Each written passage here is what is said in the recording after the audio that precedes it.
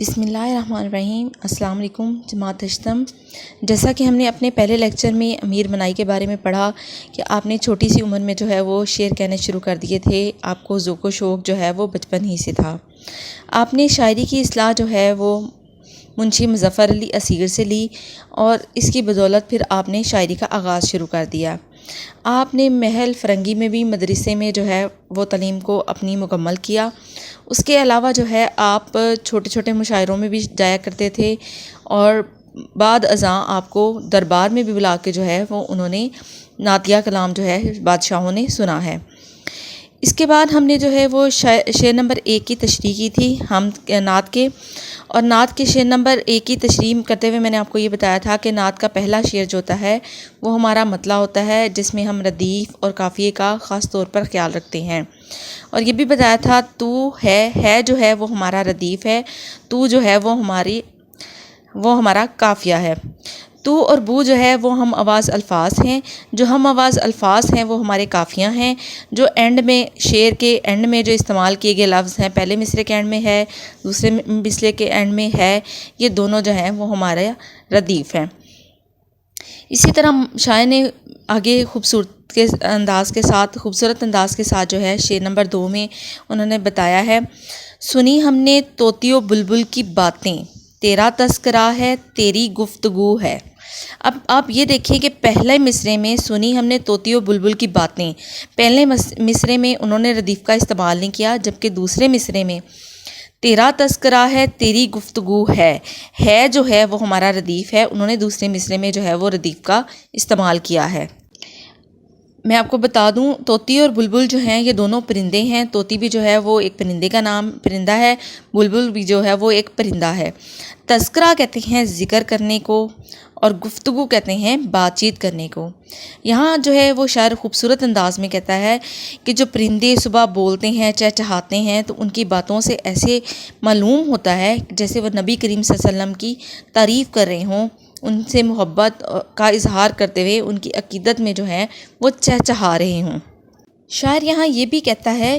کہ جو صبح اٹھتے ہیں، نماز پڑھتے ہیں، ہر چیز کرتے ہیں، ذکر کرتے ہیں، تو ان میں بھی نبی کریم صلی اللہ علیہ وسلم کی ذات میں مصروف جو ہے وہ بندہ نظر آتا ہے۔ ہر طرف جو ہے وہ ایسے لگتا ہے جیسے صبح کی ٹھنڈی ہوا سے لے کے پرندے انسان جو ہیں وہ نبی کریم صلی اللہ علیہ وسلم کی ذات کو ہی، ان کی ہی شان کو بیان کرتے ہوئے نظر آتے ہیں۔ شاعر نے 2 پرندے بلبل اور طوطی کا ذکر کرتے ہوئے کہا ہے کہ ان کی باتوں سے ایسا محسوس ہوتا ہے جیسے وہ نبی کریم صلی اللہ علیہ وسلم کی شان میں مداح سرائی، مطلب ان کی تعریف بیان کرتے ہوئے نغمہ گا رہی ہوں۔ جس طرح آپ دیکھیں کہ پرندے صبح جو چہچہاتے ہیں تو ایسا محسوس ہوتا ہے نا جیسے وہ اللہ تعالیٰ کے ذکر میں، نبی کریم صلی اللہ علیہ وسلم کے ذکر میں جو ہے وہ مصروف نظر آتے ہیں۔ طوطی اور بلبل کی باتیں جو ہیں وہ اس لیے کی کیونکہ شاعر جو ہے ان کی جو ہے آواز سنتے ہوئے جو ہے ان سے لطف اندوز ہوتے ہوئے کہتا ہے کہ یہ پرندے بھی نبی کریم صلی اللہ علیہ وسلم کی شان کو بیان کرتے ہوئے جو ہیں وہ نظر آ رہے ہیں۔ وہ کہتے ہیں ہر جگہ جو ہے وہ ایسا لگتا ہے جیسے صبح کے پرندے انسان سب جو ہیں وہ نبی کریم صلی اللہ علیہ وسلم کے بارے میں جو ہے وہ ان کی ذات کریم کے بارے میں جو ہے اچھائیاں بیان کرتے ہوئے، ان کے بارے میں باتیں کرتے ہوئے جو ہیں وہ ایسے معلوم ہوتا ہے کہ جیسے وہ ہر طرف جو ہے نبی کریم صلی اللہ علیہ وسلم کی ذات، ان کی خوشبو جو ہے وہ میرے دل و دماغ پہ ہر جگہ جو ہے وہ پھیلی ہوئی ہے۔ کائنات کا ایک ایک ذرہ جو ہے وہ نبی کریم صلی اللہ علیہ وسلم کی تعریف کرنے میں، ان کے ذکر کرنے میں جو ہے وہ مصروف ہے، وہ لگا ہوا ہے۔ نیکسٹ ہمارا جو شعر نمبر 3 آ جاتا ہے، جیوں تیرے در پر مروں تیرے در پر۔ جینا اور مرنا یہاں پہ وہ کہتے ہیں نبی کریم صلی اللہ علیہ وسلم کے در پر ہی ہونا چاہیے۔ در کہتے ہیں چوکٹ کو، ان کی دہلیز کو کہتے ہیں۔ یہی مجھ کو حسرت کہتے ہیں خواہش کو، یہی میری آرزو بھی جو ہے خواہش اور تمنا کو کہتے ہیں ہے۔ اب یہاں پہ بھی آپ دیکھیں کہ پہلے شعر میں جو ہے وہ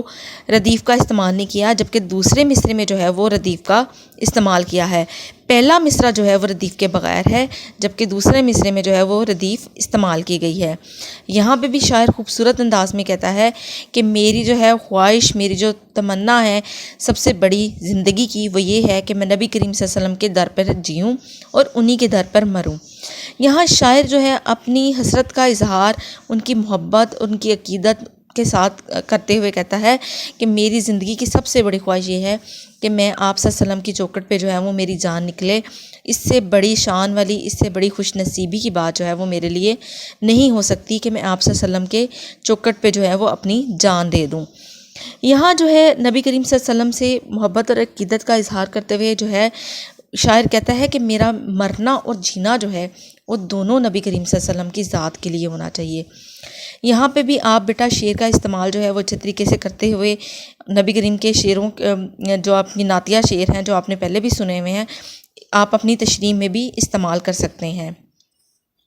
خواہش اور آرزو جو ہے وہ انسان اپنی زندگی میں کرتا ہی رہتا ہے۔ اسی طرح یہاں پہ بھی شاعر نے جو ہے وہ اپنی زندگی کے دن پورے کرنے کے لیے انہوں نے کہا ہے کہ میری سب سے بڑی خواہش، میرا جینا اور مرنا جو ہے وہ نبی کریم صلی اللہ علیہ وسلم کے لیے ہونا چاہیے۔ وہ اسی خواہش کا اظہار کرتے ہوئے کہتے ہیں کہ نبی کریم صلی اللہ علیہ وسلم کی ذات جو ہے وہ ایسی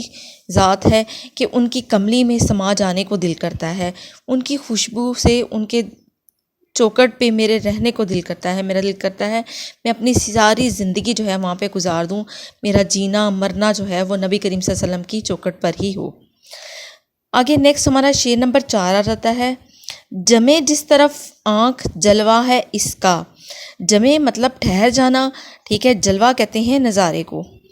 جو یکسو ہو دل تو وہی چار سو۔ یکسو کہتے ہیں مطلب ایک طرف ایک جگہ ہونے کو، اور چار سو مطلب چاروں طرف ہونے کو۔ یہاں شاعر جو ہے وہ خوبصورت انداز میں کہتا ہے کہ جس طرف بھی میں آنکھ اٹھاتا ہوں نا، مجھے وہاں پہ ہی ہر چیز جو ہے نبی کریم صلی اللہ علیہ وسلم کی باتیں کرتی ہوئی، ان کی تعریف کرتی ہوئی مجھے نظر آتی ہے، اور ہوا بھی جو ایسے لگتا ہے جیسے اس میں بھی جو ایک نغمہ ہے، اس میں بھی جو ایک مٹھاس ہے، اس میں جو ایک خوبصورت خوشبو ہے، وہ ساری کی ساری نبی کریم صلی اللہ علیہ وسلم کے ذات کی ہی ہے۔ وہ کہتے ہیں جہاں نظر میری ٹھہرتی ہے وہاں جو ہے نبی کریم صلی اللہ علیہ وسلم کا جلوہ یعنی کہ ان کا نظارہ ہی نظر آتا ہے۔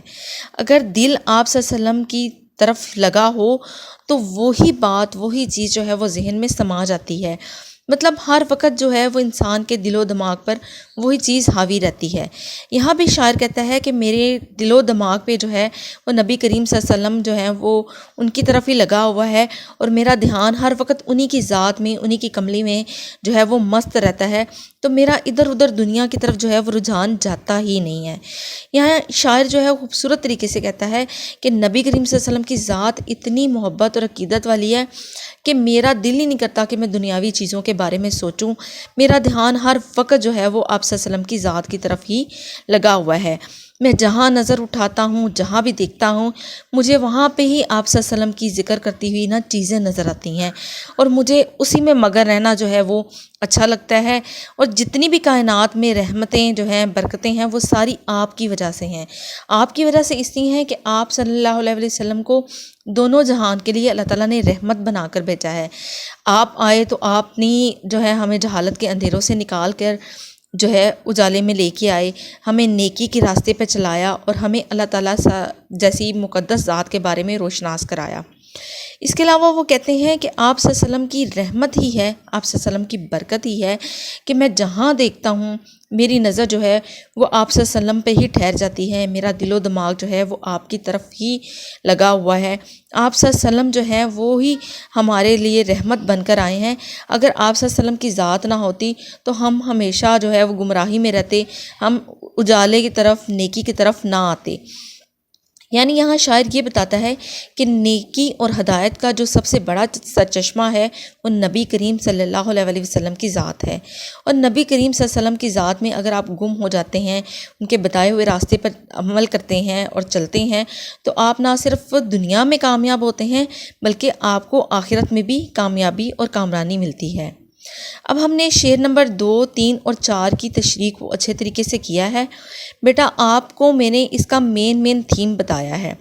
باقی تشریح کرتے ہوئے آپ نے خوبصورت الفاظ کا استعمال کرتے ہوئے نبی کریم صلی اللہ علیہ وسلم کی ذات کو بیان کرنا ہے، اور اس کے ساتھ آپ نے اس میں نعتیہ شعر بھی استعمال کرنے ہیں، درمیان میں کر لیں، آخر میں کر لیں، یہ ساری چیزیں آپ نے استعمال کرتے ہوئے تشریح کو مکمل کرنا ہے۔ اس کے علاوہ آپ کے MCQs بھی ہیں اسی نعت کے حوالے سے، تو آپ نے ان کو بھی جو ہے وہ اچھے طریقے سے پڑھتے ہوئے جو ہے وہ صحیح جوابات کی نشاندہی کرنی ہے۔ شکریہ۔